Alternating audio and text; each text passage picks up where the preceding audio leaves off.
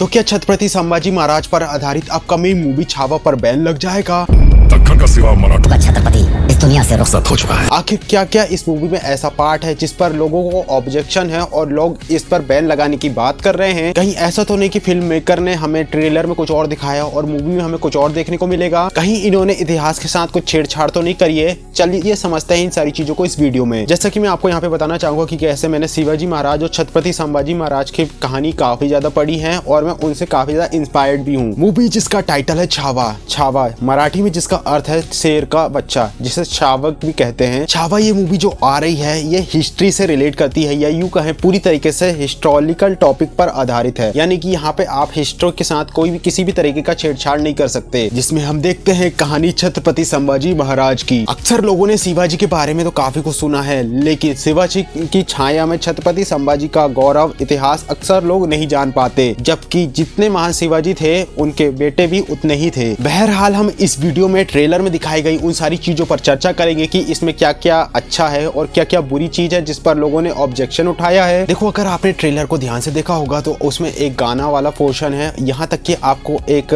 Legend game खेलते हुए नजर भी आते हैं कैरेक्टर्स। और ये एक महाराष्ट्र का काफी पॉपुलर गेम है जिसे उत्सवों में खेला जाता है। अक्सर जब गणेश उत्सव होता है, गणपति जी हमारे घर पे आते हैं, तब बहुत उत्साह के साथ लेजिम को प्ले किया जाता है। लेजिम का इतिहास काफी ज्यादा पुराना है और अक्सर लोग इसे धनुष और तीर बाण से रिलेट करते हैं। आज के समय में जिस तरीके से नजर आता है इसका आकार काफी ज्यादा छोटा हो चुका है, लेकिन पुरानी पिक्चरों में या फिर फोटोज में हम देखते हैं तो ये काफी बड़े साइज के होते थे, जहाँ पे अक्सर जो वीरांगनाएं हैं या फिर वीर पुरुष हैं वे अपनी मसल्स को, उसकी पावर को बढ़ाए रखने के लिए इस तरीके की एक्सरसाइज करते हैं। हम कह सकते हैं लेजिम एक तरीके का डांस भी कह सकते हैं और एक तरीके की एक्सरसाइज भी इसे कह सकते हैं, जिसे अक्सर उत्सवों में वीरांगनाएं या फिर यूं कहें महाराष्ट्र के लोग परफॉर्म किया करते थे और अभी भी करते हैं। कह सकते हैं लेजिम एक तरीके से जो योद्धाएं थे या वीरांगनाएं थी उनकी मसल्स पावर को इंक्रीज करता था। और लोग इसी बात में ऑब्जेक्शन उठा रहे हैं कि कैसे एक शिवाजी महाराज, एक राजा को आप लेजिम खेलते हुए दिखा सकते हो। और तो और लोगों का ये भी ऑब्जेक्शन है कि कैसे उसमें इस गाने में छत्रपति संभाजी महाराज को नाचते हुए दिखाया गया है। लेजिम खेलते हुए तक तो ठीक था कि चलो ये एक तरीके की एक्सरसाइज है और अक्सर ये वीर पुरुष, वीर वीरांगनाएं ही करती थी ताकि उनके हाथ की मसल्स पावर बढ़ सके, लेकिन एक राजा को आप इस तरीके से नाचता हुआ दिखा रहे हो तो ये लोगों को पसंद नहीं आया। अब लोग इसमें कह रहे हैं कि क्योंकि एक मूवी है तो थोड़ा माल मसाला की जरूरत है, तो मैं उनको ये कहना चाहूंगा कि जिस व्यक्तित्व जिस किरदार पे ये मूवी बन रही है उनका प्रभाव, उनका ऑरा ही काफी है मूवी चलाने के लिए। उनके लिए ऐसे गाने की कोई जरूरत नहीं है। उनका व्यक्तित्व, उनकी महानता, उनकी विशालता ही इतनी है। देखो, आज के दौर पे अगर आप देखो तो अक्सर जो अपने घर पे भी शादी होती है तो महिलाएं नृत्य करती है, मतलब नाचती हैं। काफी ओपन सोसाइटी हो चुकी है,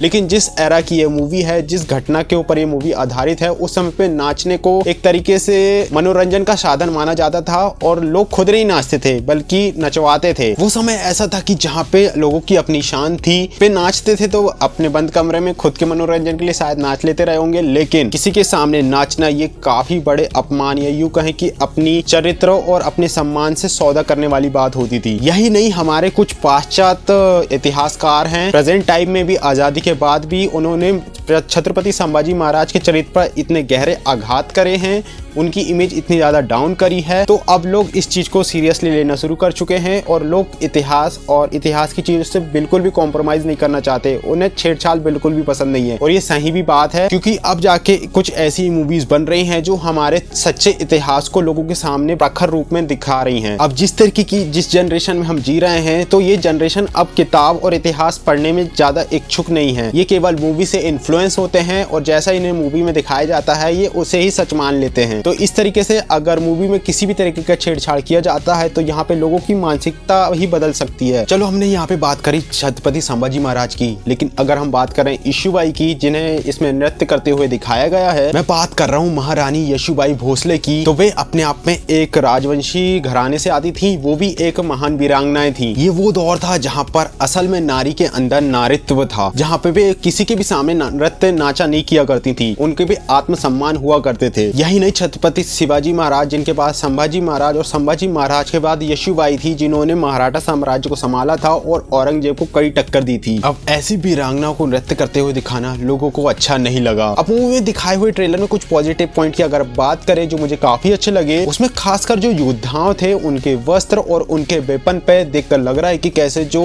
मेकर हैं उन्होंने काफी डीप रिसर्च करी है। जैसे कि आप जानते हो कि कैसे भिन्नता से भरा हुआ हमारे प्रेजेंट टाइम में हमारा भारत देश है, और उस समय भी अलग अलग राजघराने थे, अलग अलग तरीके की संस्कृति थी, तो वे अलग अलग तरीके के कवच पहना करते थे, अलग अलग तरीके के उनके हथियार होते थे। पर अक्सर जो हिस्ट्री पर आधारित जो मूवीज होती है वे एक सेट पैटर्न में वर्क करती हैं, जहां पर वे एक तरीके का ही गैजेट दिखाते हैं, एक तरीके की हथियार दिखाते हैं, एक तरीके का ही शूट दिखाते हैं। लेकिन आप अगर मूवी के ट्रेलर में ध्यान देकर देखते हो कि छत्रपति संभाजी महाराज ने किस तरीके का आर्मर पहना है, तो आपको ये बात पता चलेगी कि कैसे ये वही आर्मर है, ये वही पैटर्न है जो कि मराठा पहना करते थे। यही नहीं, उनके हाथ में हमें धोप तलवार नजर आती है जो कि मराठाओं की पहचान है। और तो और जब इसमें औरंगजेब को दिखाया जाता है तो यकीन मानो मुझे अपने 6वीं क्लास की एनसीईआरटी याद आ गई। मैंने जहाँ पे औरंगजेब की असल तस्वीर देखी थी तो सेम टू सेम इसमें औरंगजेब को वैसे ही दिखाया गया है। यहाँ मुगल शासकों को बढ़ा चढ़ाकर नहीं दिखाया गया है जैसे अक्सर बॉलीवुड करता है। हम बात करें छत्रपति संभाजी महाराज की, तो उन्होंने अपनी जिंदगी में 120 से ऊपर लड़ाई करी है और सारी लड़ाई उन्होंने जीता है, यानी इतने सारे युद्ध उन्होंने लड़े और सब में विक्ट्री हासिल करी है। और तो और बताया जाता है कि जब छत्रपति संभाजी महाराज काफी कम आयु के थे, 16 से 17 साल के आसपास, तब उन्होंने अपनी जीवन की पहली लड़ाई लड़ी थी। क्या आप कल्पना कर सकते हो कि उनका व्यक्तित्व कैसा रहा होगा? एक राजा का व्यक्तित्व जिसने इतनी सारी लड़ाई लड़ी है, इतने विशाल साम्राज्य की जिम्मेदारी उनके कंधों पर है, उनके व्यक्तित्व और उनकी शक्ति को दिखाते हुए ये एक कथा कही जाती है कि कैसे एक बार की घटना की बात है जहां पर छत्रपति संभाजी महाराज जिनका सामना शेर से हुआ था और उनके अंदर इतनी क्षमता थी कि उन्होंने शेर का जबड़ा पकड़कर उसे फाड़ दिया था। और यही सीन आपको ट्रेलर में भी देखने को मिलता है, और शायद हो सकता है कि इसी के बाद छत्रपति संभाजी महाराज का नाम छावा रखा गया हो। और अगर ये बात सच है कि उन्होंने शेर का जबड़ा अपने हाथों से फाड़ दिया था, तो सोचो उनका व्यक्तित्व कैसा रहा होगा, उनकी क्षमता, उनका शारीरिक बनावट। छत्रपति संभाजी महाराज के व्यक्तित्व के ऊपर लोग बताते हैं कि कैसे जब लोग उन्हें देखा करते थे तो वे इस बात में विश्वास कर लेते थे कि हाँ ये घटना सत्य है। उनका लोहा तो औरंगजेब भी मानता था कि उसका कहना था कि कैसे अगर छत्रपति संभाजी महाराज अगर उनके बेटे होते या उनकी तरह उनका कोई बेटा होता तो वे पूरे हिंदुस्तान में राज करता। और हो सकता है यही कारण था कि छत्रपति संभाजी महाराज ने अपने जीवन में एक भी फाइट को नहीं हारा। छत्रपति संभाजी महाराज के बारे में बताया जाता है कि कैसे एक समय में उनके पिता छत्रपति शिवाजी महाराज को अपने बेटे का जीते जी दाह संस्कार भी करना पड़ा था, श्राद्ध करना पड़ा था उनकी रक्षा के लिए। ये घटना उस समय की है जहाँ पे औरंगजेब ने छत्रपति शिवाजी महाराज, जहाँ पे उनके साथ में उनके बेटे छत्रपति संभाजी महाराज भी उनसे मिलने के लिए गए थे, संधि करने के लिए, लेकिन औरंगजेब ने दोनों बाप बेटों को बंदी बना लिया था। फिर इसके बाद वो कहानी आपने सुनी होगी कि ऐसे छत्रपति शिवाजी महाराज और संभाजी महाराज जो कि फूल की टोकरी में छुपकर आगरा से बाहर निकलते हैं, लेकिन छत्रपति संभाजी महाराज को शिवाजी महाराज मथुरा में छोड़ देते हैं। अपने बेटे को मथुरा में छोड़ने के बाद छत्रपति शिवाजी महाराज घोड़े से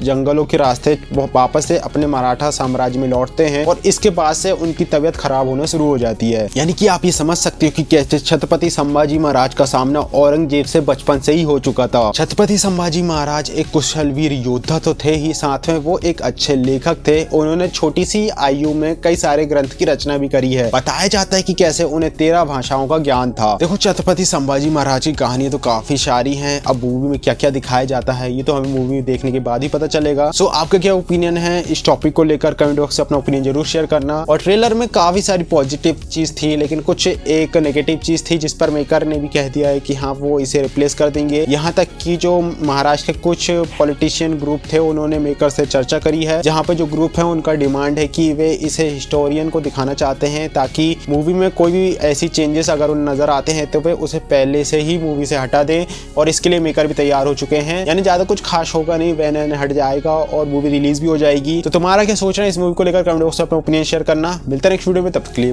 बाय।